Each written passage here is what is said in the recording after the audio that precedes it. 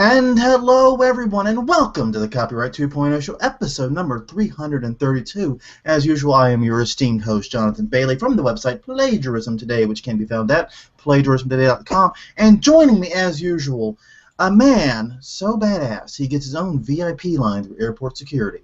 It is Patrick O'Keefe of the iFroggy Network at iFroggy.com. Patrick, how you doing? Glad to have you back from your week in Lagland on the esteemed hotel Wi-Fi. Thanks. It's good to be back. That's good. Yeah, so the trip was well, I assume. Everything went smooth. Back at home, everything's returning to normal. Yep, had a good time. Visited a friend of mine, Brandon Ely, and his family in Georgia, and then I flew back from Atlanta and had I don't know, like I was telling you before the show, I don't know what pre-9/11 airport security looked like because I only flew once pre-9/11, and actually I only flew once pre-2008, but it was when I was like 3 or something. I don't remember it at all. I don't know. I think I remember something about me having to jumpstart the plane. Like I had to get out from with the other children, and we all had to pull a rope, like all the children on one side. But oh, you pulled, not push. Okay. You have the new model. The children pulled. But yeah, it was the closest thing I might ever experience to it, because usually you have to do something. You have to take your shoes off. Usually every time I take my shoes off, take my belt off, empty my pockets.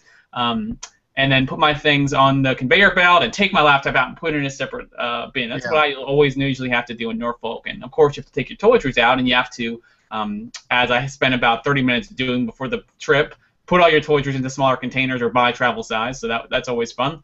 But for some reason, I hit the jackpot on when I flew back on Monday, because I didn't have to do any of that. I didn't have to take my shoes off. I didn't have to take my belt off. Didn't have to empty my pockets. Didn't have to take anything out of my bags. Didn't have to unzip my bags. Threw my bags on the conveyor and walked through a metal detector, not one of the scanning machines, the big scanning machines, which I to date have opted out of, just because I don't know. I don't want to subject myself to any additional scanning. But it's been 6, 7, 8 times, so I've managed not to hit them once, and I had been kind of worn down in the whole thing. I was thinking maybe the TSA finally wore me down, and I was just gonna walk through, getting old. But today I just hit the jackpot, got lucky, walked through, and was on my way very, very quickly. Nice, very nice. Yeah, I will say that though, one thing that was different was that at the start of the line, and Brandon mentioned this because he told me he got in that line, and so maybe it's a thing right now. I don't know, but at the start of it, they had a guy swabbing hands. Yeah. Okay? So, and it wasn't terribly random. Like, it was every third guy, more or less. So that made me feel really safe that we were swabbing their hands, and that was so much safer on the airplane. One out of every 3 too. Yeah, because the terrorists definitely wouldn't wash their hands. But no. But my hands were clean, thankfully. I didn't have any residue of any kind that triggered the machine. So I went right through and had a good flight. Everything was perfect, on time, in the air, safe and sound. I got exit row seats on both the planes, although on the second plane it resulted in nothing. It was just a seat. It was just the same as any other seat, just on the exit door, because the plane was so small. Yeah, one of those prop planes. Yeah, I flew a lot pre-9/11, actually. I flew a lot. And, the worst airport security experience I had actually took place in '96. It was the very first time I ever flew. It was for the Atlanta Olympics. My family flew from Columbia, South Carolina to Atlanta, Georgia, because no one in my family owned a map. No, we did it because we knew we were on a very tight timetable, and there was a MARTA station right there in the airport, and it was genuinely a better idea for this because we knew we had a lot we wanted to do in a day. But yeah, on the way back, tight security procedures there due to the Olympics. I got frisked and manhandled and pulled aside and given a very intimate pat down, and just what I mean. It was, for a 16-year-old, sleep deprived. It was a very intimidating experience. Yeah, so it was actually quicker for you to fly to Atlanta? I think it was quicker to fly and take MARTA to what we were doing. I found the time benefit dubious. Like when I go to Houston, I don't fly. I drive, even though it's a 5-hour drive. Because did you have to connect anywhere from Columbia? No, it's a direct flight. Direct flight. Okay. And Okay. Maybe it was basically, better then. I mean, is it maybe about the same? Because it looks like it's about a 3-hour, 15-minute drive according to Google Maps right now. well, and realistically, there was no place to park in Atlanta at the time. Right. Yeah. And there was a whole bunch of other problems with trying to drive in Atlanta during the Olympics. So it was probably the right move, but yeah, I mean, I'm always dubious by the time you save on those types of hops because, like I said, going to Houston, I always drive because it's always a matter of, I got to spend X amount of time getting to the airport, getting through security, waiting for the plane, getting on the plane, flying. Then I got to get transportation when I'm in Houston or wherever, and it's, you know what I mean? Yeah, and of course, these days it's even worse because you have to factor in security and getting there more so. Back then, what was security like in Colombia? It wasn't that. No, normally it wasn't that bad. I mean, there was a metal detector. You emptied your pockets, put it on the bags on the X-ray machine, and that was pretty much it. It was like what you experienced, actually. Yeah, it was pretty much you what can still described. fly. Yeah, the nonstop flights still run from Colombia to Atlanta. I just looked it up. Oh yes, I don't doubt it. And it takes about an hour to get once you're in the air. It looks like it says it's about an hour time frame from Colombia to Atlanta. So it could have very well saved you time. If you could just, back in the day, I get the sense from what I've heard that you could just drive. You just drive to the airport. You show up a half hour before. You hop on the plane and go, more or less. Or an hour before. You didn't have to get there 2 hours before. Yeah, it was that way departing. It wasn't that way coming back. Coming back, it was very difficult getting through Atlanta security, which is an interesting way to look at it because it's like, wait a minute, if anybody was flying to Atlanta with ill intent, they would have already done it. They're not going to do it on the leaving part, They definitely would have come from Colombia. Exactly, they would have come from Colombia. It's a hotbed for deviant activity. And this is true. My dad worked as a rehab counselor for a time. And one of the things he had to help rehab, in addition to drug and alcohol, he and his people at his practice, I can't remember what he would call it, but the people he worked with, would also rehab people with phobias. Okay. And one common phobia is fear of flying. And so a lot of times people from his office would take patients on that flight from Colombia to Atlanta sort of as the final phase of overcoming the fear of flying, because it's a very short flight. It's up, it's down. Literally, there's like no level time in that flight. It's like, that's it. Extend of the flight. It's up, it's down, and then you're done. I mean, it's really funny because they try to do drink service on it, but basically it's like the peanut guy at the baseball game just throwing the Cokes at you and walking down the aisle. That's all they got time for. But that's funny. But yeah, so they would do that pretty regularly to help people get over the fear of flying. It looks like it's a pretty, well, let me see. I wonder how far. It looks like it's kind of an expensive flight these days. I do not doubt it. How you get a cheap one. Yeah. Well, the ones I'm looking at for all the weekends in July, the cheapest one you get is $354 for a round trip. Good Lord. And it's, like you said, it's just an hour. But, yep, well, that's what it costs to keep flying to those small, remote, desolate cities like Columbia, South Carolina. South Carolina. Amazingly, that's not the smallest airport I've been in and out of in recent history. The where I'm trying to think. Oh, sorry. Go ahead. Don't interrupt. The Alexandria, Louisiana airport is probably the smallest. It's only got one gate, and at least at the time, it had one gate, and it was gate number 2.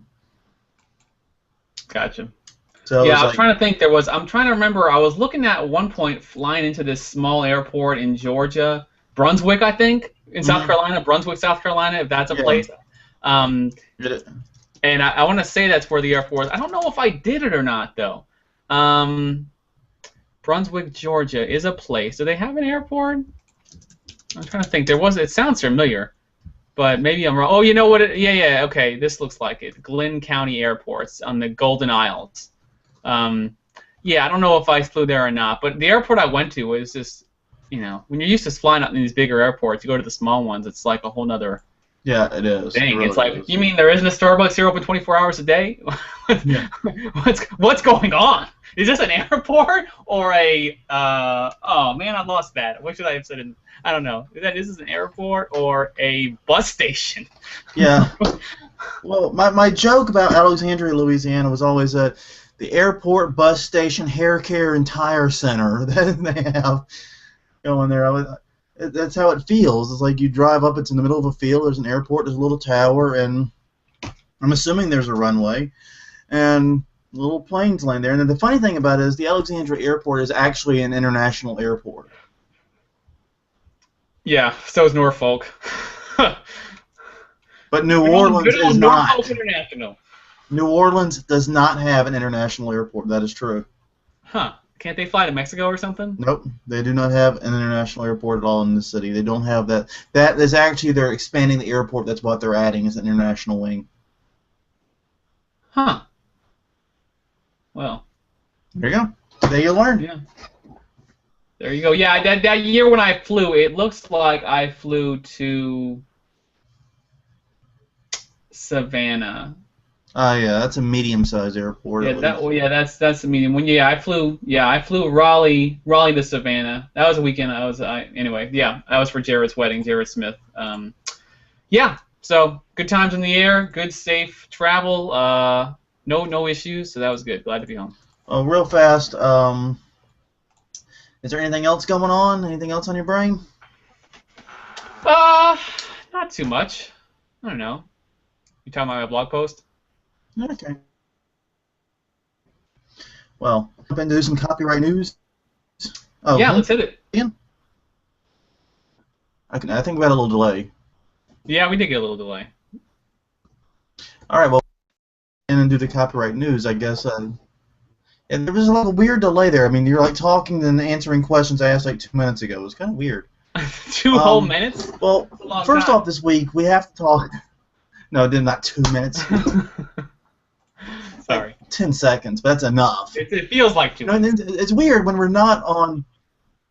It's weird because when we're not on your hotel Wi-Fi and whatever hotel you were at in Atlanta, usually we get really good connections here on through Google Hangouts. But this time around, yeah, it seems like we're.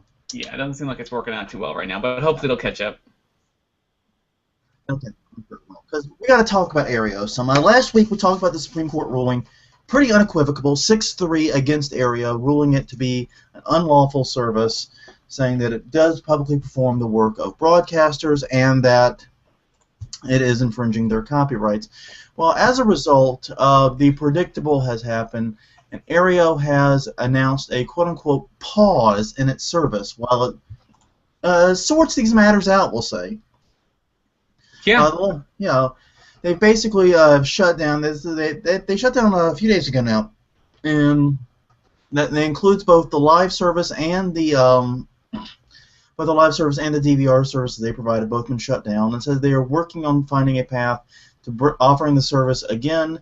And in the meantime, they are encouraging their users to write their congressmen and take other actions to try and get them back in the black, so to speak, on this.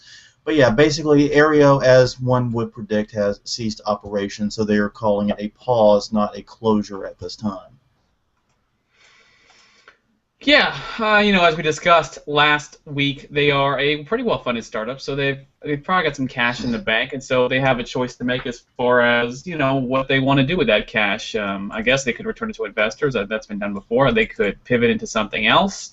Entirely, there are services out there that were, I don't know, off the top of my head I can't think of one, but there are services out there, very popular services right now that started as something totally different, and halfway through or partial way through just decided to change into something totally different with that funding, or they could do something still in the, I don't know what I want to call it, broadcast media business, television business. They could choose to still do something in that arena and try to disrupt it in a different way.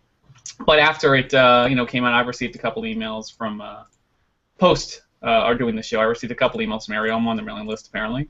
Oh. And how come I'm not on their mailing list? What the hell? I assume I opted into it, so I must have went to their website and been opted to be notified when they came to my area. I don't know. No, go ahead. Sorry, continue. So there was one was they're both from the CEO, and one was about their CEO their pending closure, not pending closure, but pending pause, and and the other one was to mention, as you talked about, writing to Congress and the ProtectMyAntenna.org initiative. So, yeah, I mean, we'll see how it goes with Aereo. I guess they're not fully dead, but they have to change how they operate at least, or find a different way to fight this battle. Yeah, they really didn't have much choice in this matter. The Supreme Court ruling basically kicked the matter back down to the Second Circuit Court of Appeals. And because remember, the Second Circuit Court of Appeals denied an injunction against Aereo. and that's what was being appealed to the Supreme Court. So the Supreme Court ruling basically means that when this does eventually get back to the Second Circuit Court of Appeals, they're going to have no realistic choice other than to issue the injunction. Right. So Aereo was staring down the barrel of an injunction anyway, and when the Supreme Court basically saying that the service was infringing, they had no reason to rack up additional damages. This is, a good faith effort to try and show they're trying to comply with the ruling as it was handed down. What I found interesting in this article in CNET was we get, admittedly, these are quote-unquote estimated numbers, but they estimate 100,000 subscribers to Aereo. I didn't realize it had gotten that popular. Yeah, I mean, I thought it was more than that, but yeah, I mean, again, you keep poo-pooing the idea of the broadcast TV, the Fox, NBC, ABC, CBS, antenna stuff. Like no one watches it, but people do watch it, as I've told you. Not necessarily poo-pooing the antennas. I'm poo-pooing the idea that this would be a service people would pay for to get it this particular way. Right. But apparently, that's a high-class verbiage there, poo-pooing. That's a throwback to a distant era. Yes, it is. Yes, I am poo-pooing. I need to extend my pinky as I say the words poo-pooing from now on. But yeah, it's that idea. To get 100,000 subscribers, considering the relatively limited number of markets they had. Yep. It's pretty impressive. I mean, one has to acknowledge that they were only in, what was it, 12 or 13 markets, something like that. Right. And they were expanding, but they were only in 12 or 13 at the time. So they were probably they had probably about 10,000 people per market. That's 10,000 tiny little antennas hanging out there, because that's the way they worked, one antenna per customer. That's what they thought made them legal. Yeah. Now, what's interesting about this case is, obviously, since it's a Supreme Court ruling, the ruling doesn't just impact Aereo. It obviously has a very strong impact on Aereo. Aereo is paused for now. But other cases that are related or even modestly connected to Aereo are impacted as well, and that's really the meat of this conversation about Aereo's aftermath. And specifically, there are two cases which are dealing with it. One is the Dish Network and Dish Network v. Broadcasters case. Now, remember, Dish Network drew the ire of the broadcasters because they released the DVR. First, it was the Hopper DVR, which allowed people to automatically skip commercials. That wasn't particularly popular, and that was a lawsuit there. Then they added Sling to that particular DVR, which was just like taking a fire. Oh, look, we have this nice little simmering fire. Let's throw this big bucket of gasoline right on it and see what happens. And so the broadcasters renewed their lawsuit against that. Now, Sling functions a little bit like, I don't want to say a little bit like Aereo, because it's not, I think, technically true, but the fundamental idea of taking your recorded DVR stuff and viewing it on computers, tablets, phones, whatever, is the basic idea of Sling. Mm-hmm. And so that, once again, drew another lawsuit, which basically calls the broadcasters to file again. Now, the broadcasters have had pretty much no luck here. They've been striking out left and right, kind of like what they did with Aereo for a while. And that case primarily is unfolding in the Ninth Circuit. But both Dish Network and the broadcasters have filed their own briefs about why they think the Aereo case bolsters them. Because Dish Network is basically saying that, hey, we're nothing like Aereo. Look, we're only delivering people's content back to them. And broadcaster, of course, going, it's exactly like Aereo. Look, it allows you to stream our signals over the interwebs. It's, of course, exactly like Aereo. And of course it is. Yeah, I think both are kind of wrong in their own way. I really don't think either is the correct approach to this. I don't think the Aereo case, personally, I don't think the Aereo case has much bearing on this. But here we are watching the ugly stepsisters try to cram their feet into the glass slipper in hopes of marrying the prince.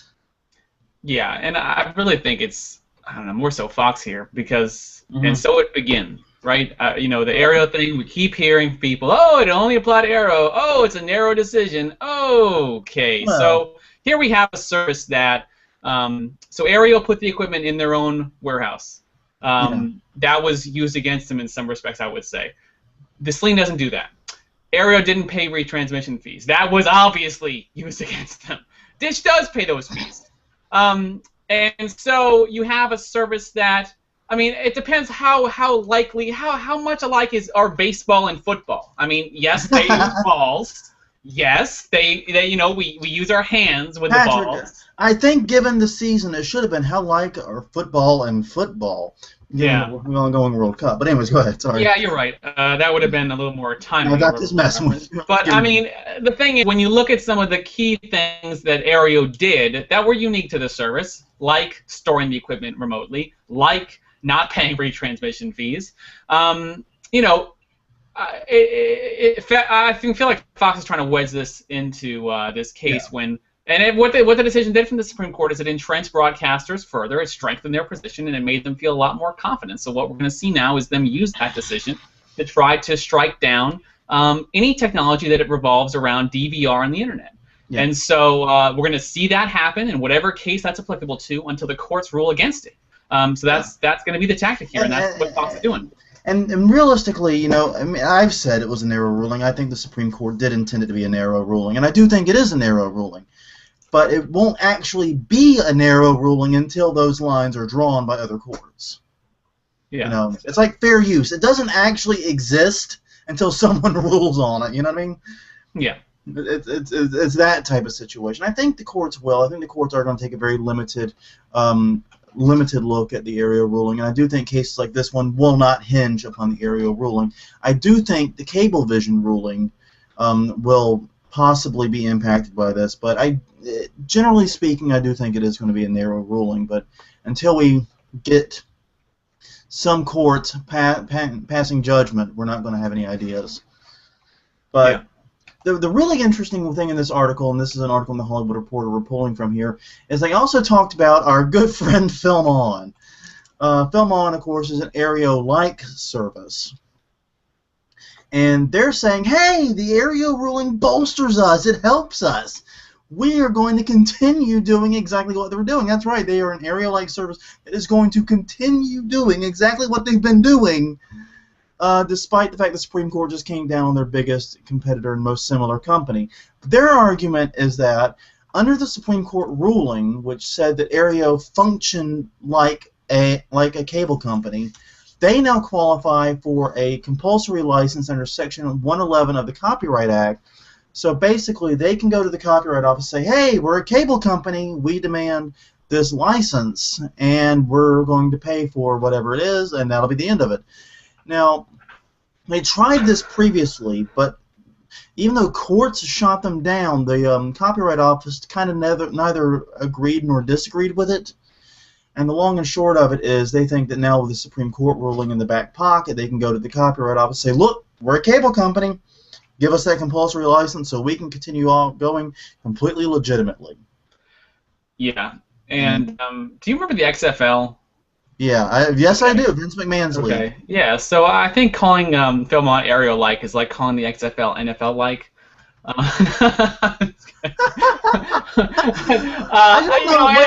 Whoa. I don't know if you just insulted the XFL or FilmOn worse with that. Yeah, maybe both of them. I don't know who's more hurt. And I'm not sure how much this impacts. I'm not 100% on FilmOn because I'm not even sure FilmOn was ever actually streaming content people really want to watch all that much. Because if you go to their, when we went to their stuff, they were streaming all these odd, weird, like internet channels and stuff. Like maybe they have deals with those people, or maybe those people don't mind. Like if I went to FilmOn.com right now, and I kid you not, the third category, right at the top, there's these boxes of categories of shows. The third category in the middle is titled Bikini Babe. Okay, so that's the category of channels that's right at the top. There's local TV and cable channels, which that might be the issue. I'm not going to click on it. UK Live TV, and then Bikini Babe is the third channel. So it's hard to look at them credibly, but I will say that I think I think if you're going to call them cable companies, then I'd like to know what's as I sent you via email, what's the deciding factor of whether or not someone is a quote-unquote cable company. And that's a really good question, and I don't think we have an easy answer for it, especially in the age of the internet.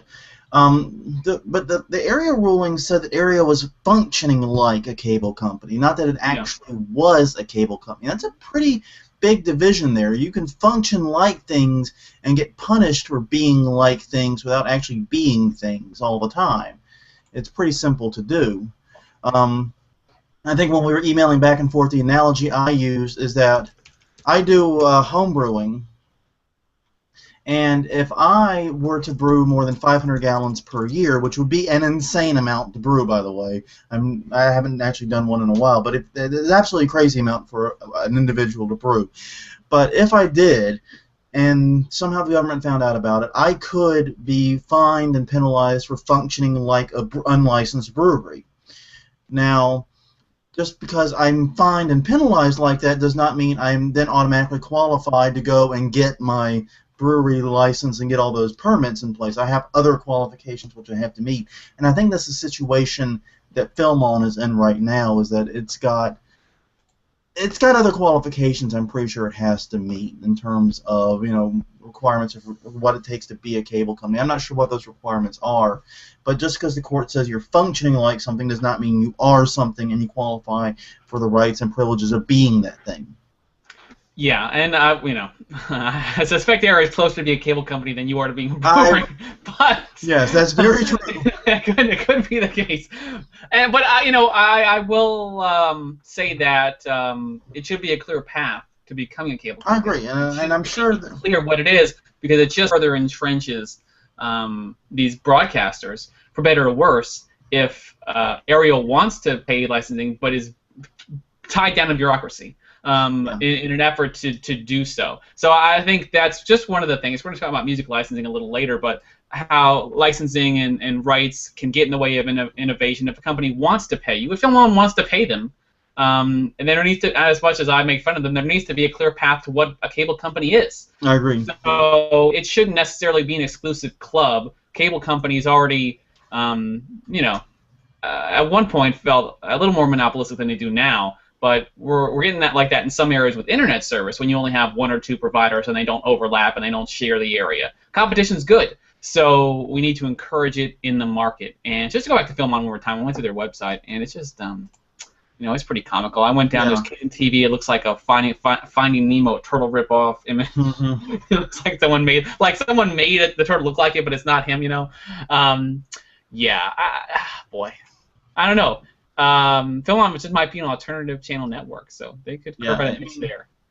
And the thing about it is this: I was actually researching this some. The compulsory license for TV broadcast was just added in the copyright law in 1998.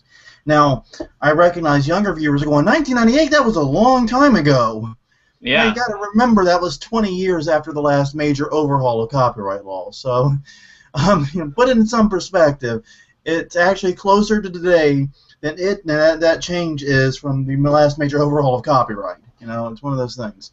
So, put in some level of perspective. But the point of the matter is, if we're going to have this compulsory licensing system, then we need to have a clear path, like you said, for people to exploit it. I'm not necessarily a big fan of compulsory licenses, but if we're going to have it, there needs to be a path to do it. So, hopefully this one will get sorted out. But because I have a feeling FilmOn doesn't quite meet the qualifications, though I'll be interested to watch them try and see on what grounds if they get shot down, what grounds they are shot down on. Should be interesting. Should be a fascinating case to watch. Well, a couple people asked me, now that the Aereo case is decided, what is going to be the next great Supreme Court copyright dispute? And I don't know which case it's going to be specifically. Might not be this one, might not be the Jack Kirby case, but there's going to be a major fight, I think, about copyright termination next. And here's another potential vector for that case. Now, what's interesting about copyright termination is that under that aforementioned major change of copyright law in 96, which took effect in 76, which took effect in 78. Mm-hmm. See, I got my decades mixed up now. But anyways, content creators who licensed works to other people are able to terminate those agreements. It's not actually terminating your copyright, it's terminating agreements with other people. So, for example, if you wrote a book, which you kind of did, and then you licensed it to a publisher, which you kind of did, after a period of time under this law, you would be able to terminate that agreement and there's no way to waive this right or sign it away or anything like that. You'd be able to terminate this agreement and then renegotiate for better terms, because if the book became a big scathing hit, it would be worth way more than it was when you initially signed away the rights. Right. So we're seeing huge copyright termination fights right now because the first works are really just sort of coming up for termination. And among the works available that might be eligible for it, at least, is Superman. And the estate for Joe Shuster has petitioned the Supreme Court to overturn a ruling that is barring them from filing for copyright termination in the Superman character, the iconic Superman character. Now, the reason for the ruling is that, and the ruling, I'm trying to see which court it took place, the Ninth Circuit. According to the Ninth Circuit Court, the estate entered into a new agreement with DC Comics in 1992, which resulted in them getting paid something like, according to this, $600,000 in other benefits, including the paying down of some of Schuster's debts. I have no idea how much that would be. And that since they signed a new agreement, the clock starts over again, and termination would have to take place much later.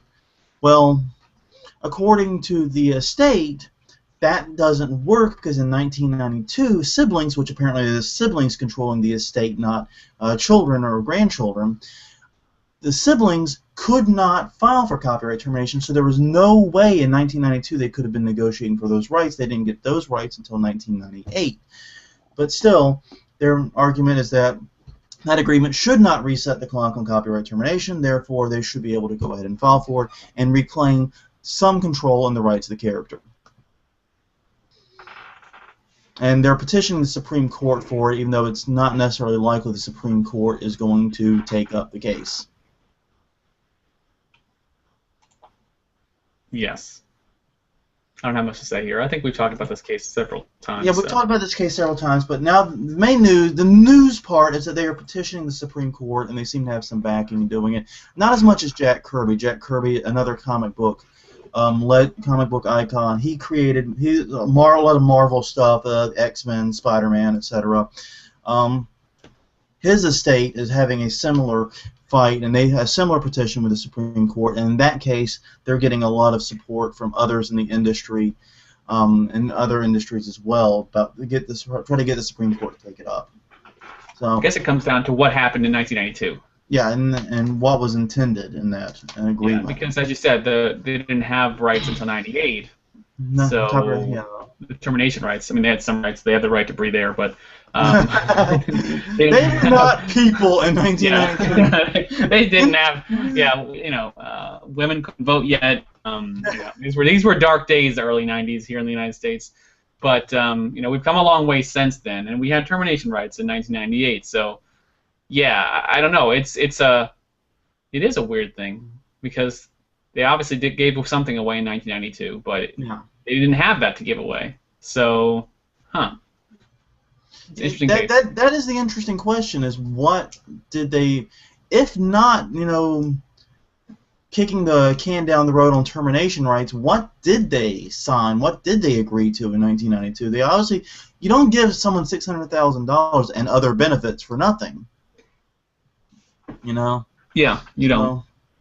And plus there was an annual pension and a bunch of other stuff. I mean, so yeah, what did DC Comics buy if not an extension on copyright termination and a guarantee that the rights would remain with them? I don't know. And what's the separation between the quote-unquote estate and the artist's siblings?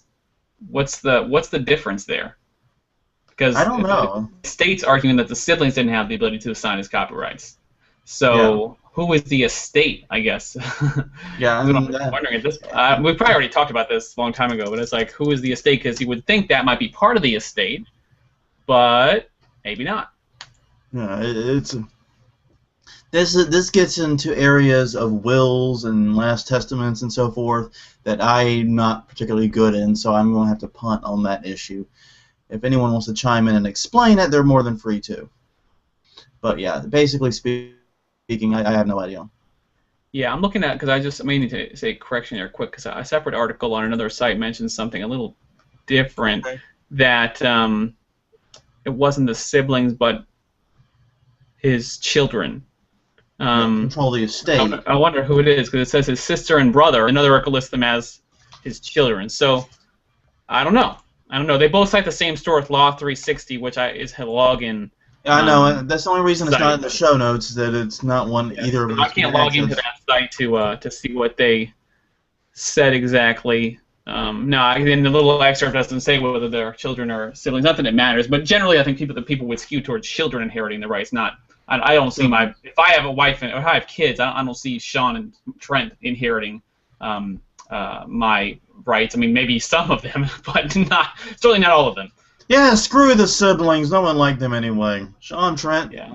You know what you get now. Yeah, exactly. Your brother just announced on the podcast that you get Jack. You're getting Jack when he dies. So any plots to murder me will now not have that fruitful benefit. Yes, well, I seriously doubt either of your brothers had a plot to kill you. Yes, for my sizable fortune. Yeah, for your sizable fortune. But instead it was Mr. Green in the hall with the candlestick who was plotting it. Clue. How I miss you. Well, also this week there was yet another hearing for the House Judiciary Committee about part of the review of U.S. copyright law, in which a whole slew of representatives of the music industry sat down, and pretty much all of them said something in unison, that music licensing is archaic and is a mess, and as a result needs to be reformed in some way.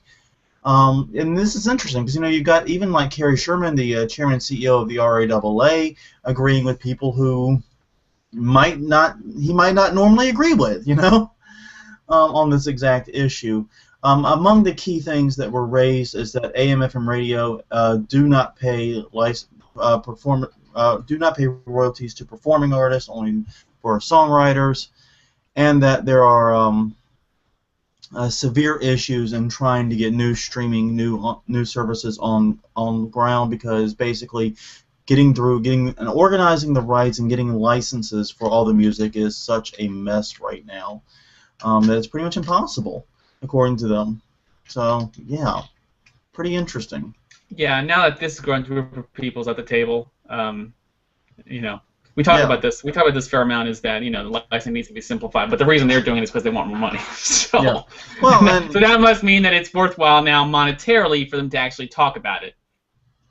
But yeah, I mean, isn't that one of the benefits of simplified licensing? And more people can participate, and there's more money to be made from licensing music. It can be, but if you look at the cable broadcasting situation, I think some broadcasters might privately argue that making it hard to become a cable company makes their rights more lucrative. True. So. Yeah, but I mean, money is what makes the world go around. So money is what makes licensing organizations go around even more so. But I mean, as we've talked about numerous times, I'm definitely in support of the idea of music licensing being simplified. It's a complex by its very nature. How rights are divided between multiple people. You might hear a song on the radio, and you could take a guess at who you think should receive royalties for it, and most likely you would be wrong, partially at least, because most songs have multiple performers or multiple songwriters beyond the performer. So there's all these people that need to be compensated through whatever form of music you're buying, CDs or digital or streaming or whatever. I do find the attack on radio interesting, but I think that's more of a more related to the digital era and the idea of radio as a vehicle changing, and not meaning what it once has. In the past, radio was a primary, maybe sole means of discovering new music. Obviously, that has drastically changed now. Now it competes with all sorts of things. My brother discovers new music via Spotify's currently hot songs or their random playlists or new music. So. The funny thing about that is radio probably makes less money than they ever have before anyway. So it's like squeezing a rock, I think, with radio. But that's not to say they shouldn't have to pay something. Yeah, and to be clear, the United States, I think, is the only country where radio does not pay for performance artist royalties. I think we're the only country. But yeah, it is an interesting question, interesting problem, and it's like you said, radio's discovery role, which was why it was so heavily favored in the previous discussions on royalties, no longer is so broadly true. I mean, like you said, I can't remember the last song I discovered on radio. I, I've discovered songs. I can think of songs I discovered in video games. yeah. I can name at least half a dozen songs I discovered in video games. I've discovered songs in movies. I've discovered songs through like your brothers and Spotify and also Pandora. Yeah. But terrestrial radio, I can't remember the last time I did it. Yeah, I know I discovered songs via Turntable FM back when that service existed. Definitely a few songs at least that I purchased and Spotify and you know, different means. But it's been a long time since frankly, I don't listen to the radio very much unless I'm in a car and I happen not to be connected to my iPod or cell phone or whatever the heck's going on. But once in a while, listening to radio. But it's radio. I mean, if you're not really into what radio is, the idea that there's a handful of stations out there and you scan to find the station and maybe it's playing something you like, it's probably not. You know, and of course the idea of radio has changed fundamentally with Sirius XM and satellite radio and on-demand channels and all that. Which have different royalties than AM/FM radio. Yeah, so it's definitely changed, and music licensing could change with it. Like Pandora, you know, I talk about with Pandora how the music industry is better off without Pandora. I guess you have to ask yourself if the music industry is better off without radio and ensure that rates allow radio to actually exist. And I think maybe you go back to having, like we talked about with over-the-air programming and other things, kind of there's a public necessity there for radio to some extent. Not necessarily pay popular music, certainly, but yeah, I think you got to be careful there, unless you just want radio to simply disappear in or go to a pure talk format.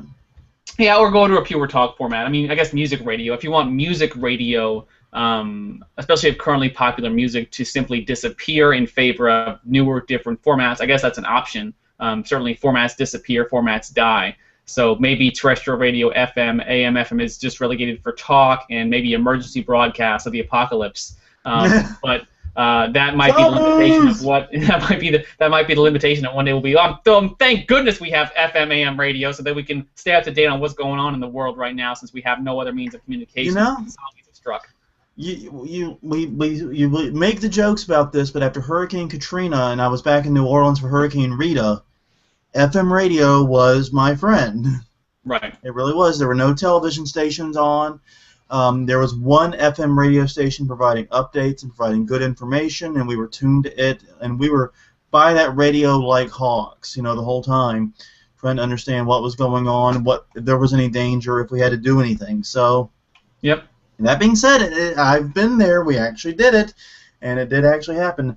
Now, there's another thing that was mentioned in this hearing was that Sirius XM and Pandora and others do not currently pay for pre-1972 sound recordings. Those sound recordings are not covered by federal copyright, covering the hodgepodge of state copyrights. That's a subject for a whole other issue with this one. That was the other thing I was trying to look for when I was stammering earlier, was that conversation. So that's an interesting element that have come up in this particular hearing. But what I found most fascinating is they got, I think it was like 7 or 8 people in there. And usually with these congressional hearings, it's very predictable. You usually get like 4 people. We got one person on either extreme, then you got a couple of kind of centrist people, and then it's like, you know, everyone's got their predictable table-pounding positions. Rabble, rabble, rabble, this, rabble, rabble, that, rabble, rabble, this, rabble, rabble, that. Here, it's like everyone gets together from all these disparate views, and they all pretty much say the exact same thing. It's just pretty interesting. It's interesting. Yeah. I read an article. You know, I read one piece here on The Guardian, the same site as this, a different one, from a person who participated in one of a trio of 2-day discussions organized by the U.S. Copyright Office this month for stakeholders to share their inharmonious opinions on how licensing rights should be changed. Well, how they should be changed, yes, yeah. There's distinct differences, but in terms of it needs to change, there's a lot of consensus. That's quoting from Amanda Holpuck at The Guardian. So yeah. These people are rights agencies for the most part here, though. Yeah. Get those bunch together, and you have a barrel of laughs. Yeah, it didn't seem like many people were defending the status quo. Yeah. I think because like I said, it doesn't. Not everything's under the umbrella. Yeah. And I think that's a problem. The 1972 issue is a big problem, and it's a big problem for everyone. It's a big problem for the services trying to use music. It's a big problem for the industry, and it's not anyone's fault. I mean, it's someone's fault. It's not like it's Spotify's fault. That the pre-72 is such a mess. It's not Pandora's fault, and it's not. I mean, it's not really the RIAA's fault. A little foresight might have been beneficial with this, but then again, that could have been beneficial with the whole internet. That we have this mess, so because of how the acts are structured. But hopefully this will clear it up. I think that's kind of job one. I think for me is the pre-72 stuff, because how can anyone use it? It's such a mess. So that's kind of job one. I think job two is then, whatever else isn't covered. With radio, how do you bring radio under the umbrella? And I think part of that, again, is just making sure the rates are possible. If you want to make more revenue from radio, radio has to exist, unless we're simply deciding to get rid of it, which we could do in favor of more modern options. I guess we'll see. An interesting example, though, of just how weird and difficult music licensing can be is this next story, and it actually it's from the Hollywood Reporter again. It's Eric Gardner there. Yep. But he talks about the basic story centers around this company called InFlight. Now, Patrick, your flights were relatively short, I'm assuming. You probably didn't have the little InFlight entertainment system, right? Or did you? No, I didn't have any in-flight entertainment system. Yeah, I sure as hell did when I flew across the ocean all 4 times in the past month and a half or so, both Budapest and more recently Newcastle. And these systems are kind of interesting because you can play games, you can watch movies. By the way, the Hunger Games sequel, meh. I have this weird thing. I've watched both of the Hunger Games movies, and I've watched them both on planes 2 years apart. So I'm assuming with Mockingjay coming out, I'm probably going to catch that one in 2 years' time on another plane, probably coming back or going to Newcastle again. So we both have our movie quirks. You watch the Hunger Games on planes 2 years apart. I don't watch Star Wars, so exactly. We all have our quirks, our weirdness. Well, they also usually have a music selection, and I've got to admit the music selection is usually pretty anemic. For me personally, I much prefer just to pop in my iPhone, take my iPhone out, and listen to music that way if I'm going to listen to music. Yeah. But there's still music on there, and there's still an issue with licensing it. And here we go. InFlight is a company based in Dublin, and they are being sued by Sony, saying that they have inadequate rights for the music that they are licensed, that they are using in their InFlight entertainment systems. Now, InFlight goes, wait a minute. We're paying all the needed royalties. We're paying them to the local here in Ireland firm, and basically responding saying, hello, planes travel. They go from country to country, continent to continent, and you do not have the performance rights for every place you're playing it in the world, including international waters, I'm guessing, and also, like when your plane lands in the United States or France or wherever, you don't have the rights there. Yeah. So, yeah, that's a question. It is a question, and I think it brings up 2 other questions for me. So first of all, how does this apply? This sort of thing makes me think of individual citizens, and I think if you look at someone who, let's say they lived in Ireland, right, and they bought a bunch of stuff, like they've spent a ton of money building a digital library, then they move to the U.S., not take a vacation, they move, and they want to play their stuff in the U.S., and maybe their rights restricted, maybe if their stuff's in the cloud especially, if they're streaming from the cloud or something they've paid for, it stinks to be that person. I mean, that's a plausible scenario. I don't see that being a weird thing at all. I think that's very possible. Well, if you bought it and downloaded it, you own that particular MP3. Right. That's not an issue. Right. But so many services are contingent on cloud at this point. Exactly. And so many cloud services, as we both know, are contingent upon per country rights. That's why Netflix in the U.S. doesn't have the same stuff it has in the U.K. and various other countries, and why if you try to access your Netflix account while you're traveling abroad, you may be getting an ugly error message saying, hey, this isn't available in your country, jerk. Yeah, and I think the other thing that... I'm sorry, go ahead. No, go ahead. No, I was done. I would say I think the other thing this brings about is a caution about using in-flight entertainment for air companies, for planes, and for traveling companies, for people who cross country lines. I think it's caution in two areas, because whose responsibility was this? Ultimately, it was probably in-flight Dublin's, but United probably could. It could be suggested they should do their own due diligence too and think about this problem and ask the questions of their providers, and they wouldn't have landed in this mess. First, I blame in-flight Dublin. Second, I blame United. And of course, the laws and industry fits in there somewhere. But with the way the world is now, I mean, what's to say? I mean, if I'm looking at this, I think, well, you know what? Everyone has an in-flight entertainment. They come with it. It's called a tablet, okay, or a cell phone. They have it. They bring it with them. So why do we really need to provide this? The international travel market is more competitive, and obviously that's part of what's going on here. They want to offer greater comfort, more options, more entertainment, more things for you to do on their flights to get your business. But just because of the way the world shifted, it's not like it used to be. We go on a plane with a magazine, a magazine, a book, and a good conversation. That's all we had, laddie. Yeah, precisely. I mean, I go on the plane with my Killfire HDX right here. I have it in my hand, and it allows me, because I'm a Prime member, to download movies on the Prime service. I'm not just streaming. I don't have to be online. I can actually legally download movies from Amazon to my tablet, and I have a number already downloaded here, and I can watch them as I did on the way here. I watched one of those old Sherlock Holmes ones we talked about, the Basil Rathbone Sherlock Holmes, and then I watched an old Charles Bronson movie called Breakheart Pass. So I had my in-flight entertainment right here. And I mean, I wouldn't be surprised if some airlines, at least that's a consideration. People will bring what they want to bring in this day and age, and that's the entertainment. Why should we have that burden?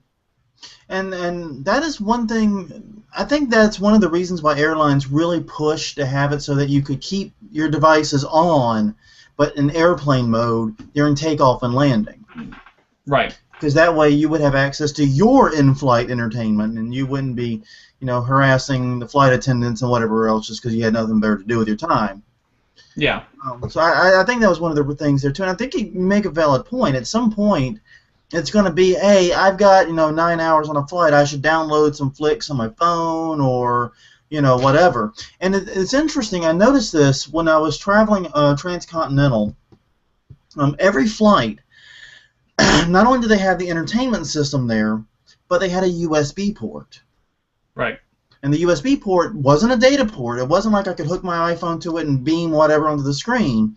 It was purely to power my devices, so that you would not have your batteries run out mid-flight.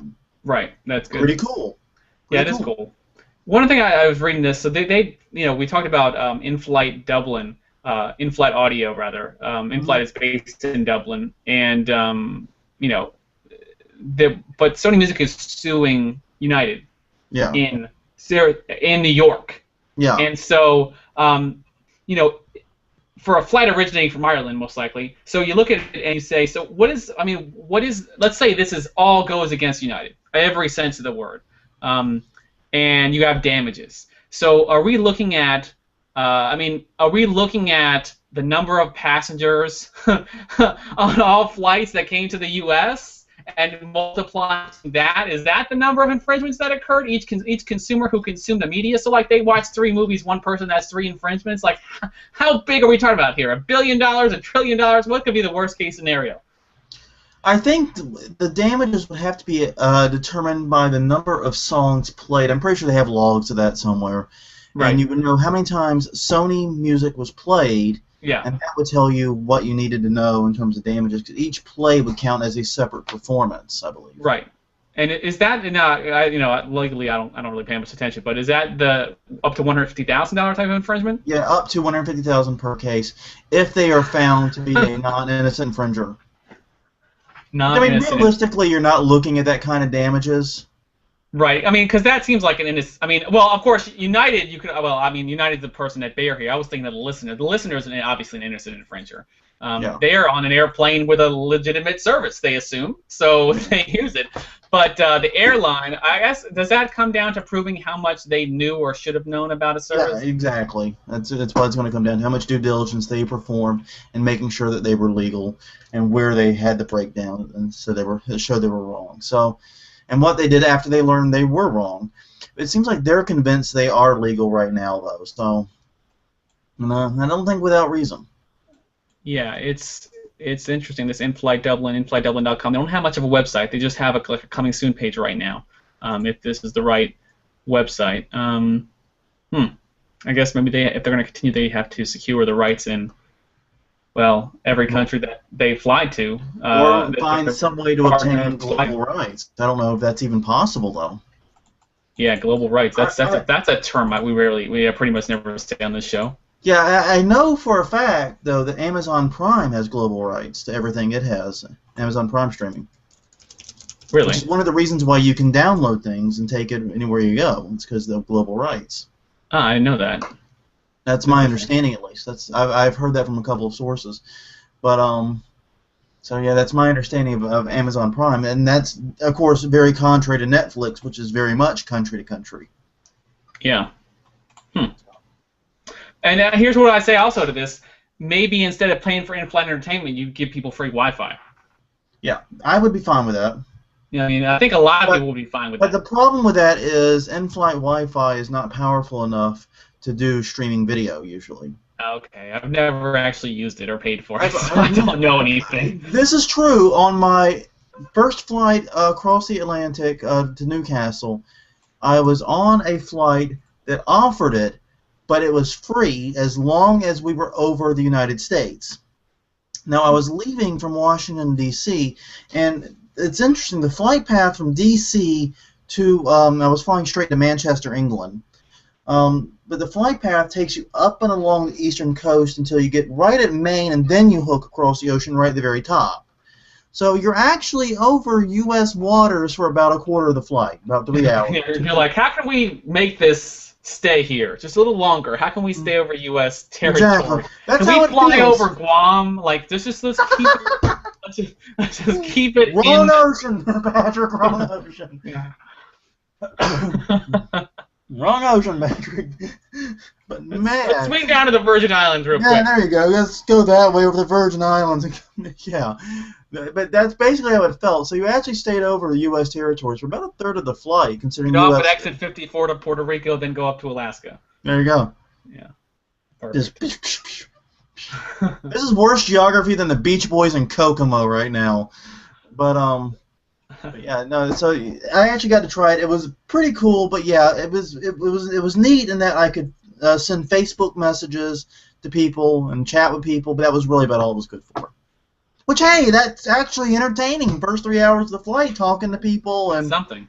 It's something. It's actually interactivity. It's entertaining. So I'm not saying I didn't do like any email or anything. I probably could have done work, but yeah, I mean that was the main thing I did was sat there on my phone and sent Facebook messages to Crystal, Ellie, and some other people I know.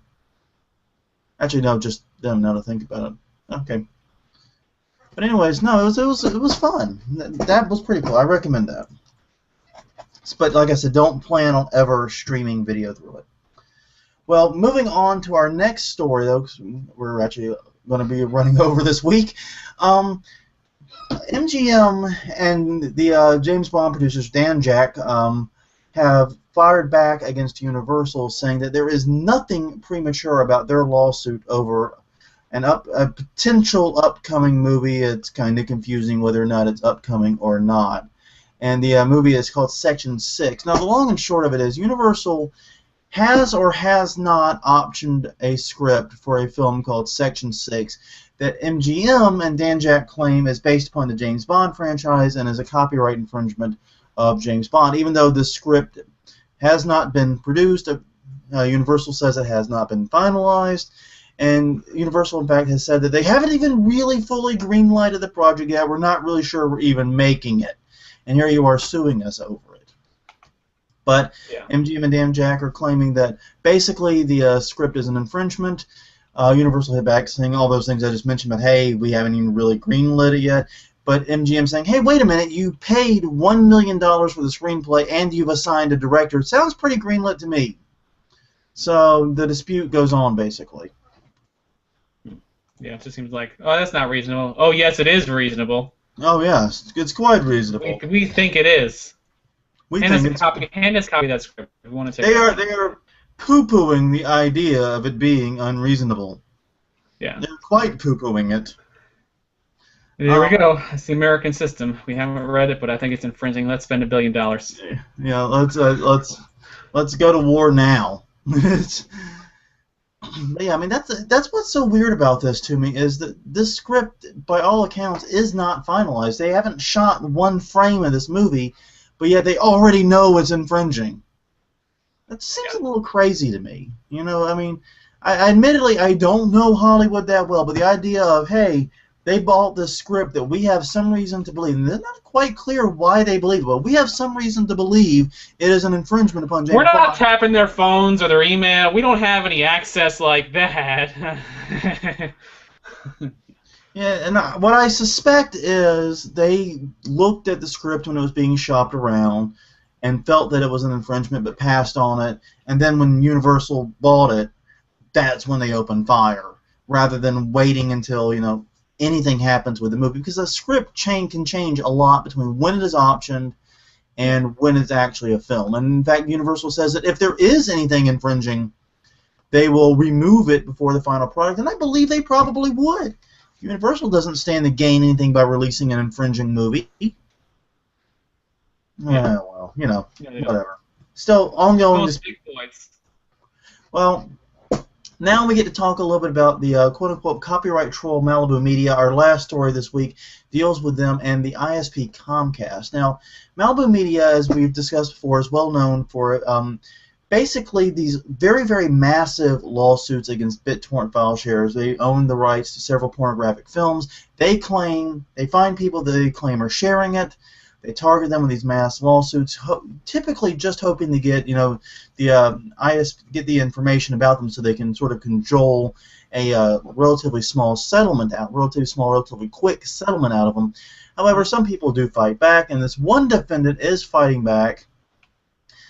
And as part of that, Malibu Media requested that Comcast turn over information related to whether or not this defendant, Kelly Tashiro, had received any warnings from the copyright alert system. Now, the copyright alert system, as we've talked about previously, is that voluntary agreement between ISPs and major copyright holders, RAAA and MPAA, and I think the Business Software Alliance, maybe a couple of others, to send these warning alerts to people who are found to have had their accounts used for sharing content illegally.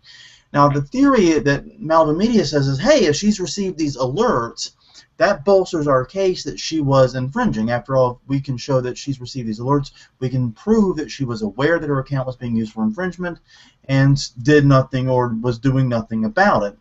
Yep.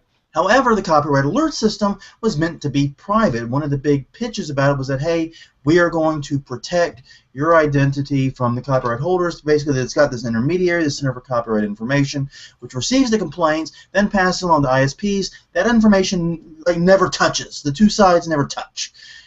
Well, Malibu Media has won the right to subpoena those copyright alert system records and basically see how many strikes, quote unquote, she has on her account and when she received them.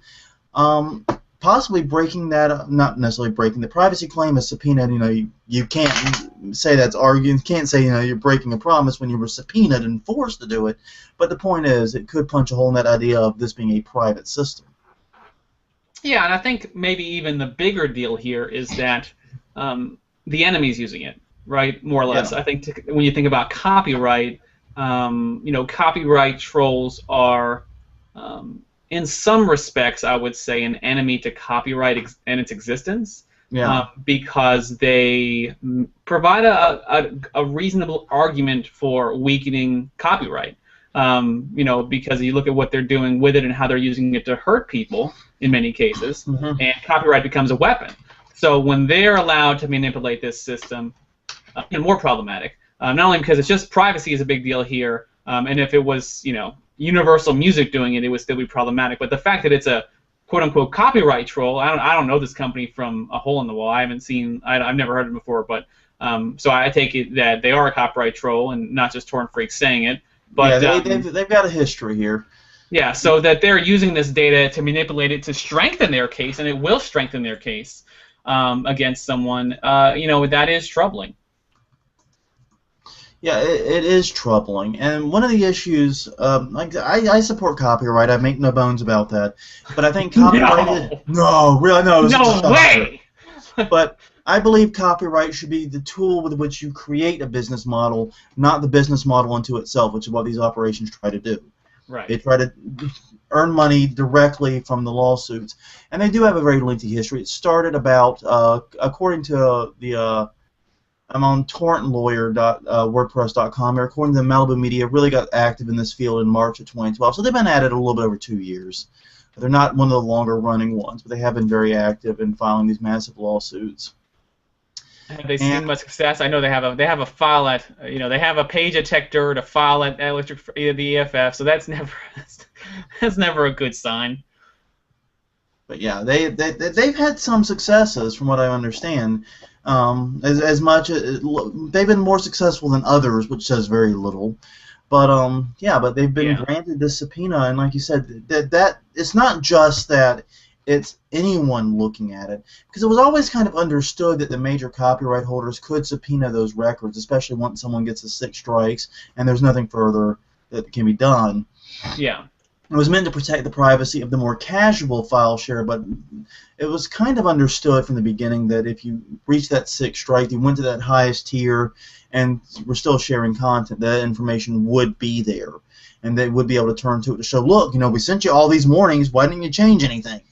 Why didn't you do something different? Can't say we didn't do our due diligence to try to warn you. Yeah, and it's unclear how Malibu even knew there would be information. And there Right. might, and that's just it. It's just a blind ask. So can they do a blind ask for everyone they want to sue? I mean, we've run into the same problem of kind of deluging the court system with a list of requests for anyone that a company like this wants to target. Exactly. We don't know if or how Malibu Media knows this. They might not. They might not have any idea that there's one there. There might be nothing there at all. Yeah.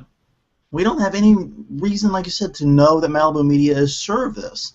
But they seem confident that there might or likely is, so they filed the subpoena. And Comcast did fight it. There were some people saying Comcast didn't even try to fight it, but Comcast did try to fight it, and it is expected Comcast will try to appeal this particular ruling against them. But yeah, if this stands, Yeah, I think that's a win-win for Comcast to fight it. Yeah, it doesn't cost them much to fight the subpoena, but if they had just rolled over and handed it, it would have definitely been a big blow for them, especially with PR. Yeah, I think they'll get back benefits of fighting it if they appeal it, even if they lose in the end, but at least they tried. Not that Comcast is a tremendously popular company. Yeah, they don't need to become any less popular. They don't need more bad press, is what I'm trying to say. Yeah. They don't need This more. is an opportunity. This is an opportunity to be known for doing something that is at least, Customer-centric. Defending the rights of their customers. Yeah. So we'll see what comes of this, but yeah, it's definitely a ruling that a lot of people did not expect, and has sent some shockwaves. Well, yeah. Patrick, I'm out of copyright news. You got any final thoughts? Anything you want to say? No, I think we've covered it. All right, well, on that note, everyone, my name is Jonathan Bailey. Once again, I am from the site Plagiarism Today, which can be found at plagiarismtoday.com. You can find me on Twitter, Facebook, Google+, LinkedIn, anywhere else, username Plagiarism Today. And I'm Patrick O'Keefe. I blog at managingcommunities.com and patrickokeefe.com. You can find me on Facebook, LinkedIn, Google+, and Twitter as Patrick O'Keefe. On that note, everyone, thank you very much for joining us, and we will see you guys next week.